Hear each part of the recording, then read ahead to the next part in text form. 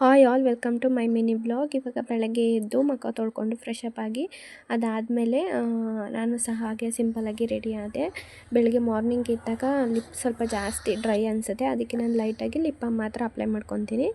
ಅದಾದಮೇಲೆ ಇವಾಗ ರಾತ್ರಿ ಕಿಚನ್ ಏನೂ ಕ್ಲೀನೇ ಮಾಡಿರಲಿಲ್ಲ, ಹಾಗೆ ಬಿಟ್ಬಿಟ್ಟಿದ್ದೆ. ರಾತ್ರಿ ಏನು ಕೆಲಸ ಮಾಡೋದಕ್ಕೂ ಮನಸ್ಸೇ ಇರಲಿಲ್ಲ, ಒಂದು ಸ್ವಲ್ಪ ಲೇಜಿ ಅನ್ನಿಸ್ತಿತ್ತು.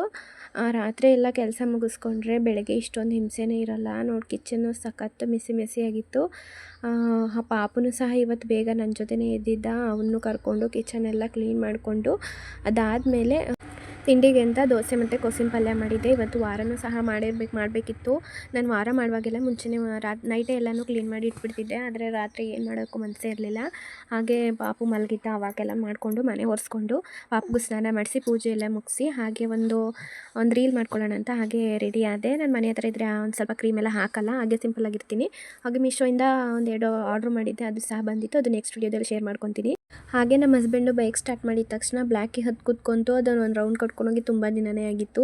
ಬ್ಲ್ಯಾಕಿನ ಕರ್ಕೊಂಡು ಹೋಗ್ತಾರೆ ಅಂತ ನನ್ನ ಮಗ ಈ ಕಡೆ ಅಳ್ತಿದ್ದ. ನಾನು ವೀಡಿಯೋ ಮಾಡ್ಕೊಳ್ಳೋ ಅಂತ ಕ್ಯಾಮ್ರಾ ಹಿಡಿದ ತಕ್ಷಣ ಸುಮ್ಮನೆ ಆಗಿಬಿಟ್ಟ. ಅದಾದಮೇಲೆ ಊಟ ಮುಗಿಸಿ ಕೆಲಸ ಎಲ್ಲ ಮುಗಿಸಿ ನೈಟು ಒಂದು ಸ್ಯಾರಿಗೆ ಕುಚ್ಚು ಹಾಕೋಬೇಕಿತ್ತು, ಅದಕ್ಕೆ ನೂಲೆಲ್ಲ ಸುತ್ತಿ ಐರನ್ ಮಾಡಿ ಇಟ್ಟಿದ್ದೆ. ಇನ್ನು ರಾತ್ರಿ ಅವೆಲ್ಲ ಕೆಲಸ ಮುಗಿಸಿ ಮಲ್ಗೋಷ್ಟೊತ್ತಿಗೆ ಆಲ್ಮೋಸ್ಟ್ ಒಂದು 11 ಕಾಲಾಗಿತ್ತು. ಇವತ್ತಿನ ವೀಡಿಯೋ ಇದಾಗಿತ್ತು ಫ್ರೆಂಡ್ಸ್.